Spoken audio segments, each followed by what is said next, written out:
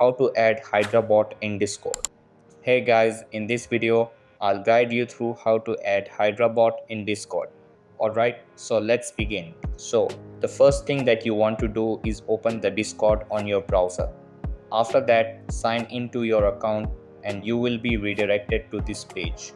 Over here, tap on your server's name and then tap on app directory. Over here, search for Hydra bot.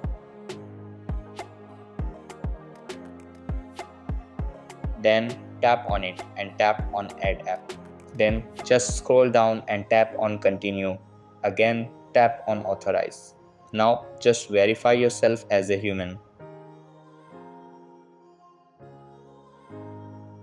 And then go to your server.